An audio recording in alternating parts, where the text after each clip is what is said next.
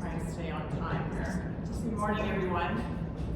And thanks for the opportunity. Dale invited me about a month ago, and I was pulling together these slides and was thinking a little bit about reusing a presentation I gave at Foraging into the Future a couple of years ago. So if you're feeling like there's a little bit of deja vu going on, it's probably because we were at that event in Swift Current, and some of those slides come from that. But there is a little bit of updating, and I do want to thank my research assistant, Claire Olin, who's sitting up here at the front with me. She did help in getting these slides ready for you today. Okay, just like I did back those few years ago, I think one of the things when we talk about the productivity of our forage lands, one of the things that's pressing against us is the realization that our land prices keep rising. And so this is just average land values from Farm Canada's Farmland Values report that they release each year, and you can see the bars keep going up, up, and up. And this past year, 2024, the average was $2,600 an acre. So my point being in showing this is that as our land prices increase, we think about the importance of having productive forage lands, because it's not so easy to just go out and buy more land. If you run the numbers on $2,600 an acre, if I go and finance a quarter of land for 25 years at 5% and make annual payments, the principal and interest is about $186 an acre per year, just for the loan payments for 25 years. So after I pay off that land, I'm going to pay over $4,600 an acre for a parcel of land at $2,600 an acre. And so you might say, oh yeah, but Kathy, these are cultivated land. What about pasture land? So the same story would apply. Yes, pasture land's a bit cheaper. I'll just go with southwestern Saskatchewan here. Just bear with me. I want to just make sure.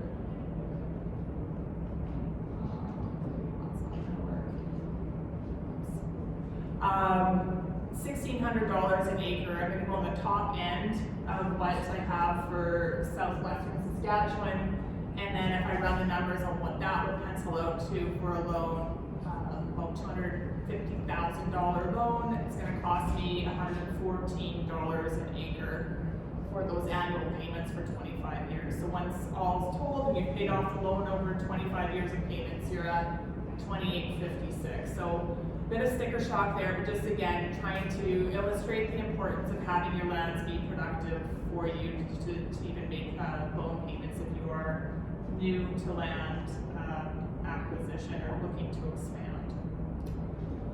In terms of what forage yields have been over the last number of years, it was Jefferson and Sells. So Paul Jefferson, a long-term research scientist with Agriculture and Agri-Food Canada and Swift Current. After his career in Swift Current, he came to the Western Beef Development Center, where he was my boss. And we did publish an article together in 2014, which was a follow-on from something he published with Sells back in 2007, where he was analyzing hay yield data. And he could see data from Statistics Canada that the yield continues to decline, and he's trying to figure out what's going on. Because he can see yield charts for barley and canola, and their yields keep going up. So we looked at a number of factors and did find associations with just declining summer fallow acres and declining precipitation in those key months of April, May, and June. And then I guess just to follow on from that comment is just a look here again, another visual with an expanded timeline from 73 to 24. The downward slope of hay, and then the visual proof of barley and canola with their upward slope over that same time frame. So what's going on? I guess when we look at what 10-year hay yields have been, I really look to reports like the Saskatchewan Forage Market report that comes out each fall. I'm looking forward to the release of that report here in the next couple weeks. Showing that on 10 years, brome and alfalfa is at 1.16 tons per acre, alfalfa 1.22 tons per acre. And one thing that I noticed often in the most recent reports, there's usually some statement about the fact that producers are expressing interest in wanting to rejuvenate their stands. So I guess that's here we are today talking about rejuvenation methods, with Jody speaking about the drone seeding, and then Ken's presentation on just different efforts that he's made and recommendations. When we know that producers are interested, the next question is, well, how often are they doing it? So I've been part of some industry surveys where we've asked producers about all sorts of things on their operations, including the management and rejuvenation of their forage lands. So the Canadian Cow-Calf Survey, which was conducted, launched in the fall of 2023 and overseen by the Beef Cattle Research Council. They surveyed 600 operations across Canada, and the question in this, one of the questions in the survey was, how often are you reseeding your tame forage stands? So I apologize for the lighting on this slide here. In the middle column is Saskatchewan. And what you can take a look at is, it's not probably showing yet for you for numbers, but the middle pillar is Saskatchewan, and every 1 to 5 years, what percentage of respondents from Saskatchewan is less than 5% are receiving that frequently. The next block, in sort of the orange color, is 35%. That is the receiving every 6 to 10 years, and then most commonly is 43% are waiting 10 years plus, and then there's a segment of the respondents from Saskatchewan, 18%, who said in the survey they're never reseeding their tame forages. It's just not something that they do. So I think that that's important to keep in mind. The frequency is that we know that they're doing it very infrequent. We want whatever we advise producers to do, either to have long-lasting benefits, and that can come in the way that the stands are managed as well. So there's a couple publications that I've drawn knowledge and understanding from, is the rejuvenation of tame forages for both the southern Saskatchewan region and the Parklands region. These are oldies but goodies. So they came out in the late 90s, and there's an effort underway with Hillary Lachinsky and Dale Razula and a team of individuals in academia and the ministry working to update, and Trevor Lennox too has played a role in that, updating material within that publication, and it's nearly done, and the holdup is literally me.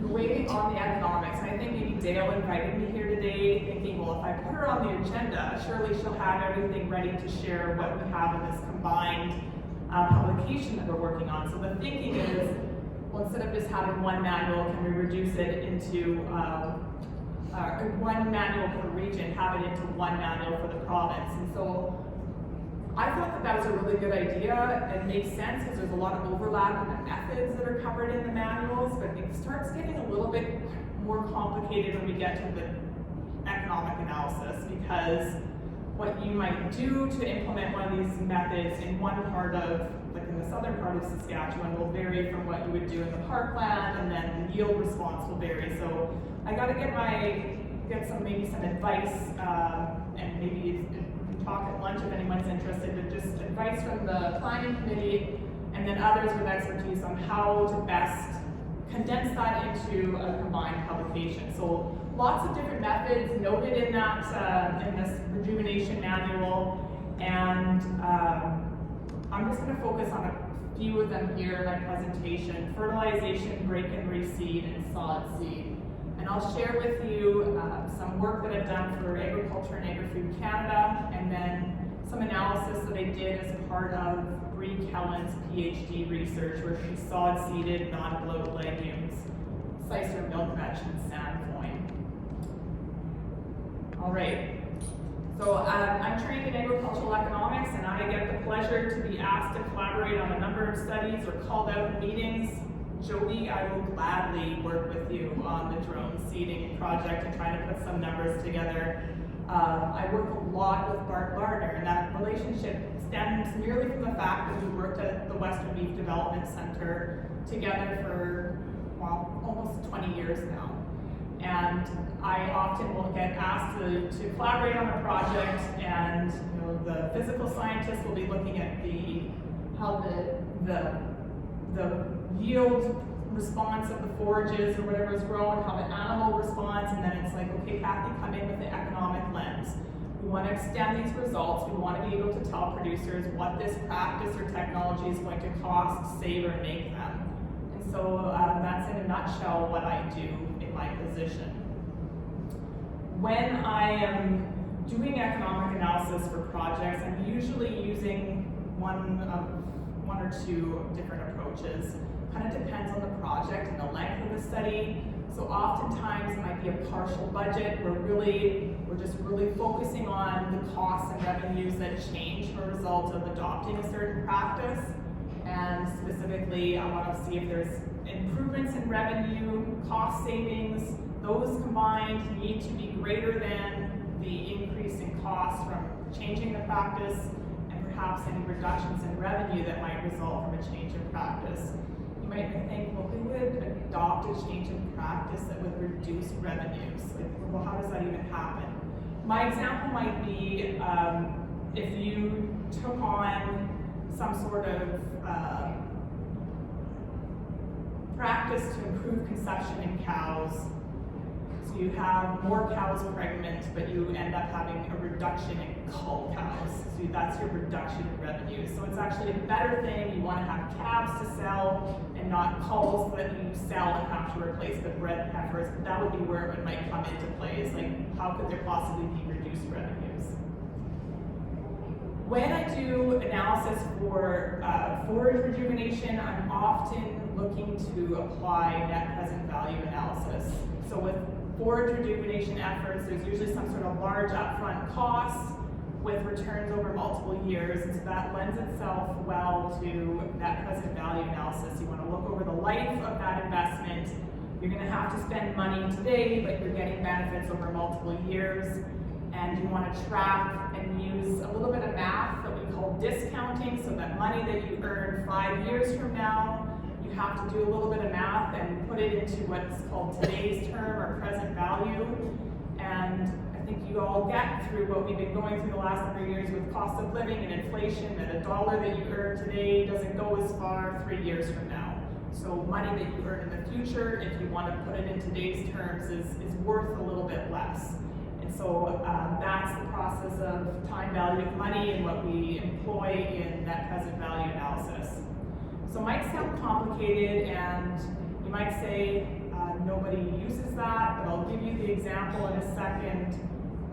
Before I give you an example of the bull valuation calculator that's on the Beef Cattle Research Council's website.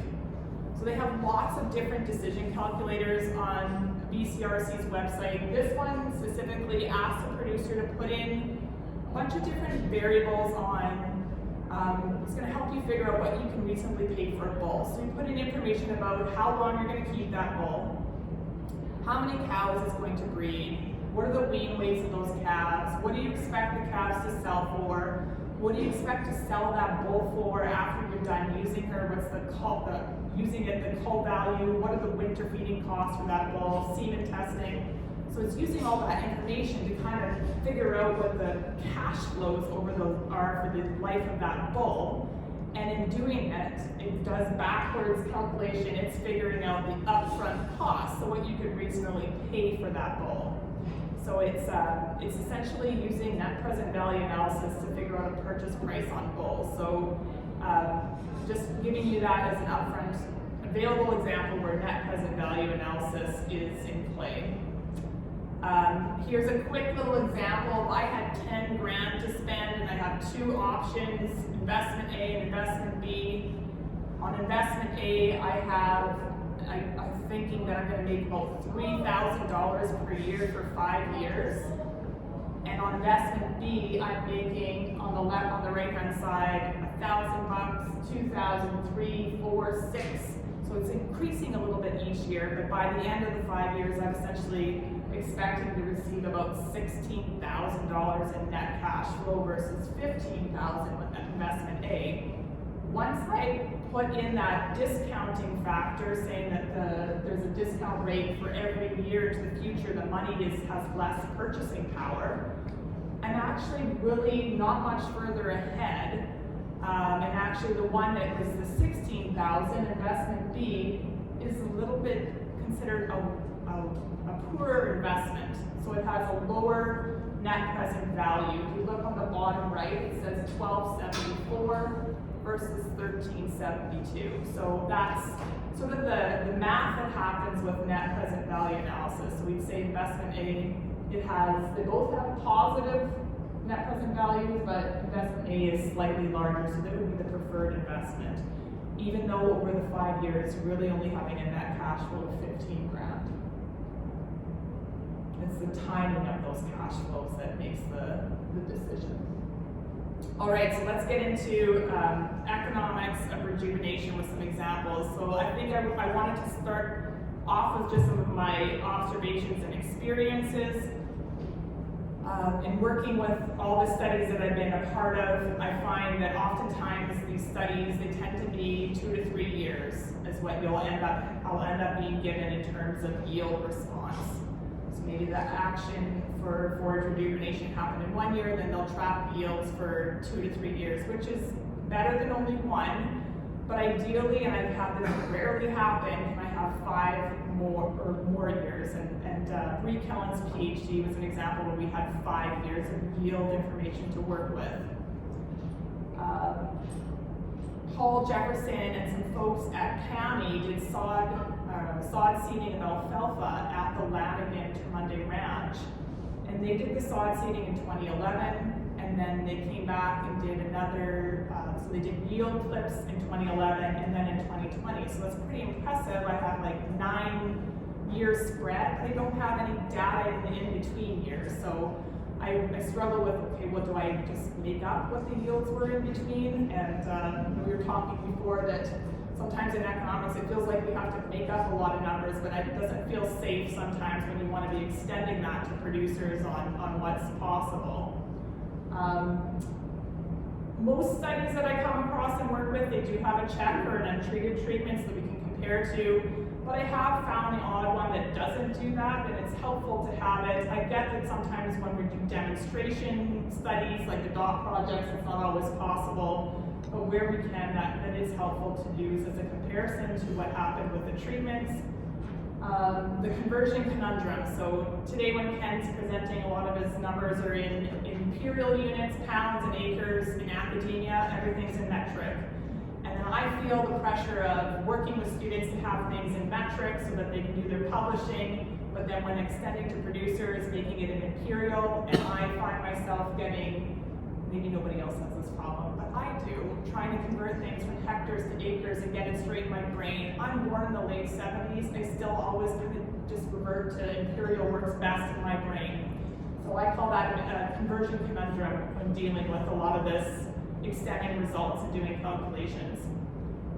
Donated inputs. There's been some great relationships. Brett Young Seeds, for example, they'll maybe donate seeds for a project or donate herbicide for a study, and that's great to have that researchers cultivate those relationships and get donated product and inputs for the research trials. But then data comes to me maybe a couple of years after the fact, maybe the tail end of the study, and I need to put a value to that input because I can't say to producers, oh, it's free. I need to, then tracking down sometimes that price ends up being a bit of a challenge. So a recommendation would be if you're getting donated input, a researcher can just ask, what would that product have retailed for so that we can properly capture that value when we do economic analysis. The yield response component, in trying to condense this into nice little budgets to put in the updated rejuvenation manuals, for example, we're struggling with looking over a bunch of studies, and there's different lengths of studies. Do we use the average over the length of the study? Do we do some sort of cumulative total yield response? I'll see lots of times in publications there's a figure, and I have to try and figure out what that number is. So tabled numbers lends itself better for our purposes in economic analysis. On the yield evaluation side is once we get yield information, or maybe it's animal gain information, what do we use and how do we price it? I lots of times use the price of standing hay. Lots of studies, you're trying to do something different, build the literature body, and they'll do lots of different combinations of methods for rejuvenation. And that just ends up being a little bit complicated when we're trying to distill it into, if you did this specific rejuvenation method, what's the yield benefit? And then lastly, in all of this, trying to distill it and share results with producers, I think it's super important that we just try and be as transparent, and I have room to grow there myself. I know that I can do a better job of spelling out exactly what we use to calculate the numbers in a little budget that we put out in a fact sheet, for example. What was the product and the rate and the price that we use? What are things about precipitation? You know, Ken was mentioning how you don't have success if it didn't rain, or they had a really great success as it rained an inch that night that they seeded. You know, moisture matters. It matters big time in the success that we sometimes see in these studies. And it is really good to see long-term averages compared to what was experienced during the growing season, often reported in publications. And so on and so forth. So just the need to be transparent with all the numbers, because we want producers who say, we want you to see these numbers and go ahead and modify it with your own costs. And if they don't really know the numbers behind the scene, it makes it difficult to do so. Just again, I find in all the reading on yield response for various rejuvenation methods, it really seems to boil down to, did it rain, and rain the right amount at the right times for the success of that practice, and that seems to really influence the yield response that we're looking at. We have rejuvenation of crested wheatgrass in southwestern Saskatchewan. So back in 2018, so it had probably been in late 2017, was invited to work with some research scientists at Swift Current Research Station, and a retired faculty member, Soren Kolschreth, and then a recent graduate student, Mandy Gabrick. Mandy now teaches at the University of Lethbridge. We did net present value analysis using data from Swift Current on their various rejuvenation methods for crested wheatgrass. So we looked over publications that they gave us on just the agronomics, and applied net present value analysis for those three methods: nitrogen fertilizer, break and reseed, and sod seed alfalfa. We had to come up with like a baseline yield, and we looked over a number of publications and went with 700 pounds per acre, because it wasn't necessarily always a control in all the studies that we were given. And, or there was controls and the baseline varied, so then what are we going to use for our analysis? We had to come up with something, and 700 was around the middle point. And then we valued it at the price of standing hay at 2 cents a pound. So just a little bit more on the different methods there. So the nitrogen fertilizer was 100 pounds N applied every 3 years. Break and reseed, kill the stand with glyphosate, and then put in 3 pounds of crested wheatgrass and 1 pound of alfalfa. Ken, forgive me if that isn't agronomically sound. I am an economist, not an agronomist. But we were looking at what we saw in the publications, and then tried to come up with what we would reasonably write here for treatment, and then sod seeding set back with 2.5 liters per acre, which would spray that in strips. That seems like a really high amount, but that was what was in the publication. As I read it now, like, it seems like a high amount to be spraying. That was what was done in one of the studies, and then seed into those strips, and then the yield response. I'm trying to bring values from the publications, but sometimes I worry, did we cherry pick the data? It's a huge stress of mine. It's like, is this too good to be true? Some of these values, and so that's one of the things is I don't have the agronomic experience. I can crunch the numbers, and I probably need guidance on what is the appropriate yield response to include for some of these rejuvenation methods when we're trying to put out economic analysis for producers from a number of different studies. Which values do we pick? So how it ended up penciling out, fertilization was about $68 per application. We did 2 applications, so we're at around $124, because one of the applications is into the future, in the 3rd year, and so then we discount it back to a present value basis. Break and reseed was $103 an acre, and sod seeding was $33 per acre.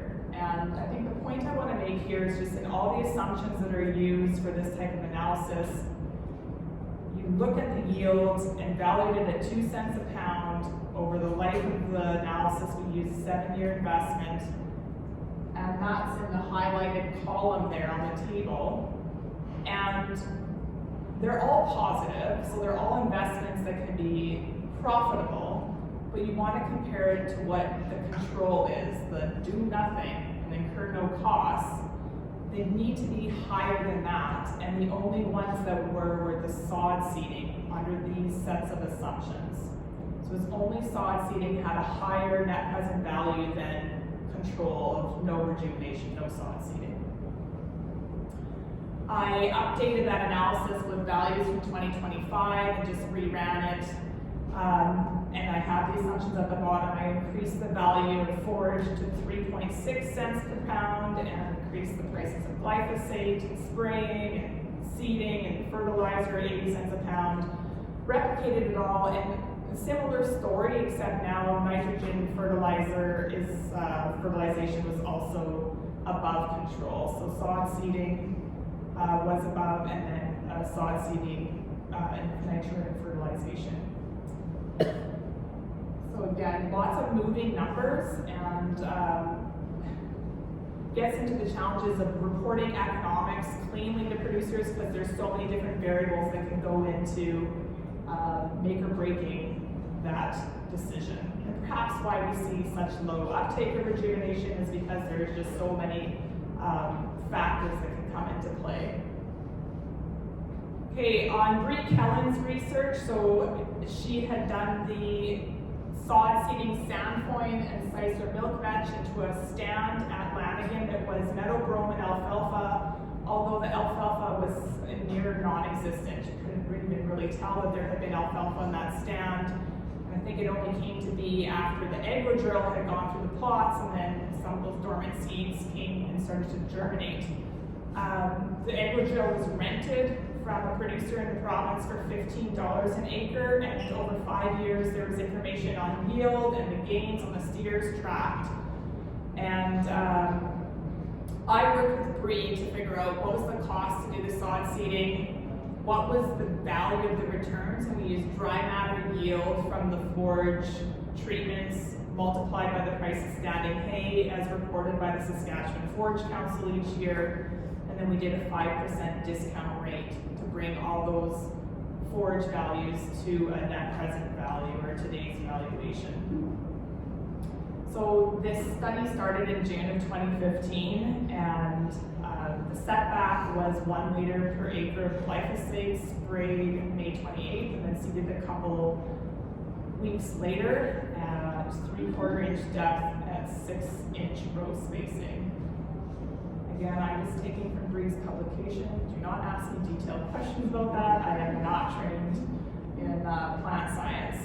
Sandpoint seeded at 18 to 30 pounds per acre, and it was some of the treatments received Mountain View, and some was common sandpoint, and then Sicer was seeded at 15 pounds an acre, Velt and Oxley. Oxley too. Okay. So in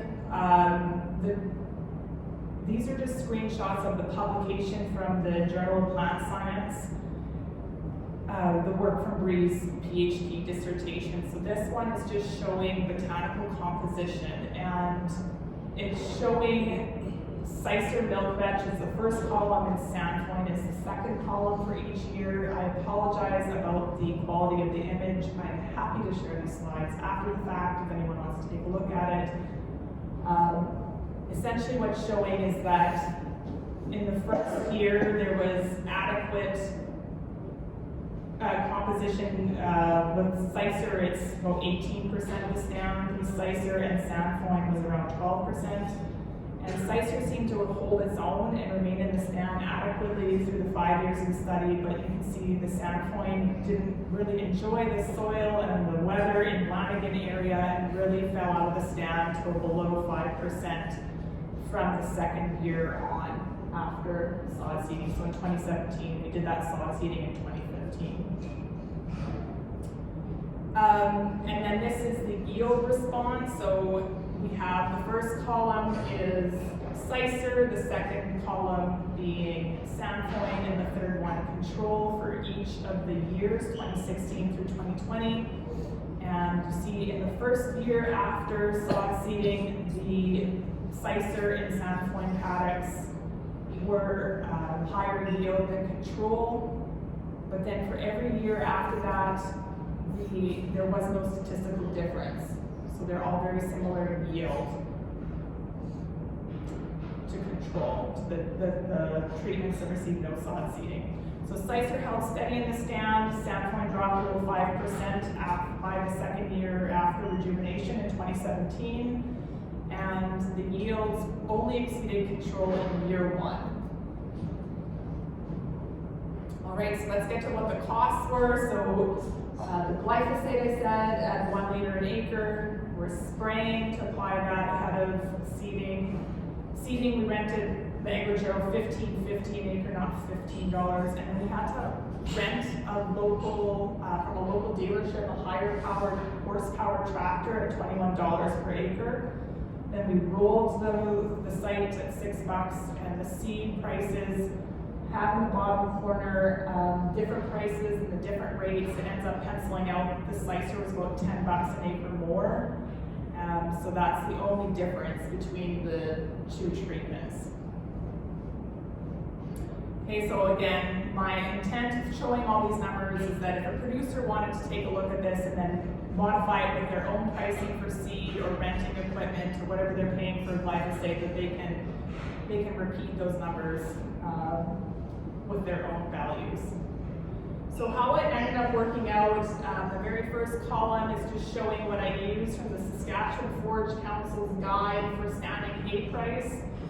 Back in 2016, it was 1.5 cents a pound, and by 2018 onward, it was 3.3 cents a pound was what was reported in the fall issue of the market report. So I'm taking the yield, multiplying it by the standing hay price for each of the treatments, and then we sum it all up, and you can see it after 5 years, so cumulative summary of the yield value. The Sicer and Saskatchewan had generated enough yield and value of that yield to exceed control. It was statistically different. 468, 444 versus 326. When I apply that discounting to bring the values back to present basis and then subtract the rejuvenation costs from this slide, 141 and 130, the very bottom row of this table essentially shows you there's no difference.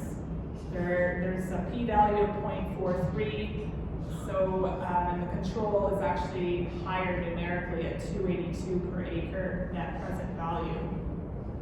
After 5 years, we can't say that the yield was high enough above control to, it's positive but not better than control.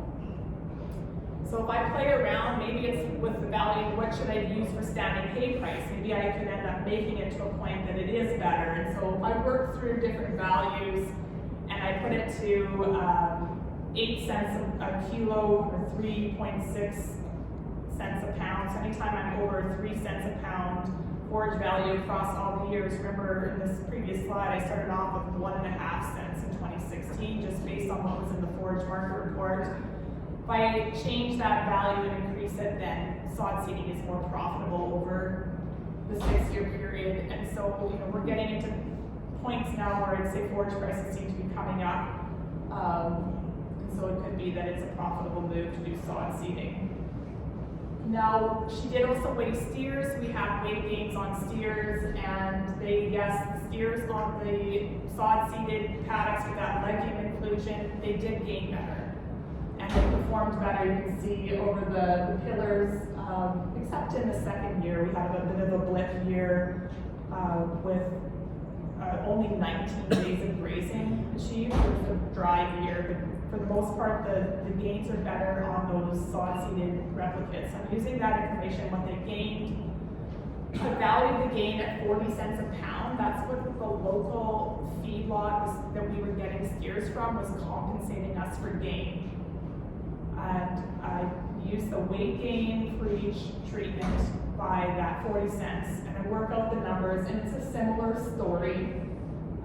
Over the 5 years, yes, there's better gains and there's more value from that steer gain, but on a net present value basis, the control still came ahead. So just in closing, lots to think of, lots of moving parts and numbers and changing the values. We call that sensitivity analysis to kind of test the results. I started off showing you that I think we're all very well aware, any of us who are landowners or maybe happy with the appreciation in prices that are happening. Anyone that wants to expand is probably stressing out at how much land prices continue to appreciate. So we want our forage stands to be productive and long-lived in order to justify their use as those land prices continue to grow. From the survey results that we have in industry, we know that about 40% of producers wait 11 or more years to rejuvenate, and another 1/3 never do. And that's from the Western Canadian cow-calf survey. But you saw from those other surveys, there's from the 2023 Canadian survey, around 18% said that they're never doing any sort of receiving on their perennial pastures, routine pastures. When I do economic analysis, again, I really like to have multiple years of yield response information. 3 or more years is preferred, because it can be variable. Sometimes it takes a few years to get established. Ken said exactly that. You need patience. Sometimes it takes a while for these perennial species to get growing. I really try to do what I can to be transparent on the approach that's used and the assumptions, what input rates were, rates of inputs, how they're applied, what's the costing of those inputs, and then how the forage was valued. Net present value analysis is the approach that I like to use when it's things like forage rejuvenation, where you have that large upfront cost and multiple years of yield response. And I find challenges in the variability in the yield responses that in the studies that I deal with to then condense things into, let's make a one-page cost return analysis. It's complicated to do that because I want to be fair in what we put out to producers, to not mislead them, where time and money is important to everybody, and I want to be careful in what we put out. And then above all, from what I can keep reading, moisture matters. That's, I think, the biggest thing. I mean, costs matter, but yeah, good rain can, again, make or break the results. So with that, thank you, and I don't know, I see that food's out. It's just after 12, but there's a couple questions, or I'm happy to chat with people over the lunch hour as well. I'm not sure what the organizers would like. Just let me know. Thank you.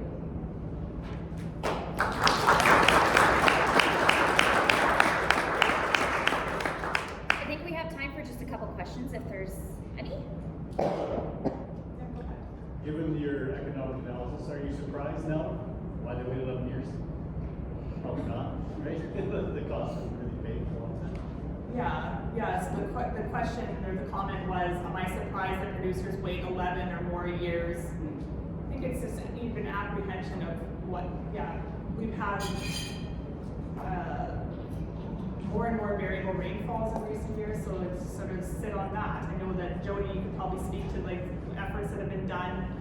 You're like, you don't make the rejuvenation 1 year, you're kind of banking on rain and how that's going to pencil out. For sure, yes, I'm not surprised. Yeah, nobody wants to feel like they're wasting money.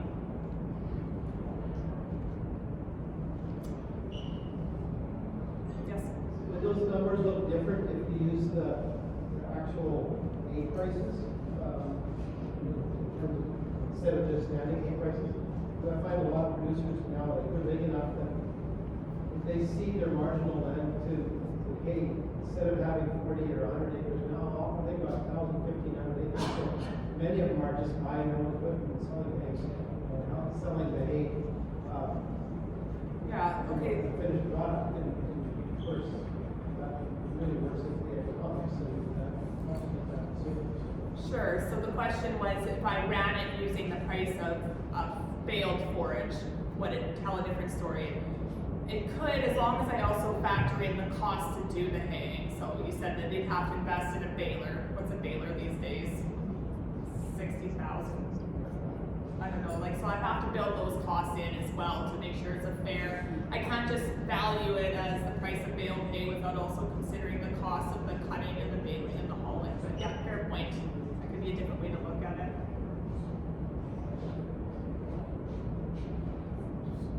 Anyone else? Okay. Feel free to come up to me afterwards or shoot me a phone call or an email. I'd be happy to chat about any of this after the fact. So thank you.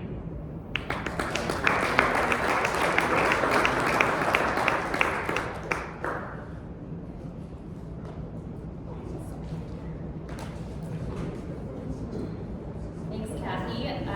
Don't worry, I don't think the holdup is actually you. I think it's me with the Rejuvenation manual. So we can share it later. It's all good. I believe lunch is ready, so we're going to take a break and we're going to get going again back at 1. So our presenters are here. If you have any questions for them, please go ahead and chat with them. And mingle at your tables and that sort of thing. Yeah, we'll reconvene at 1.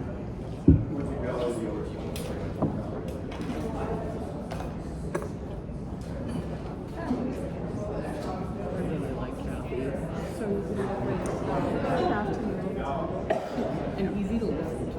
Like, she wasn't presenting some primary angles, but it kind of made me like listen to this little thing.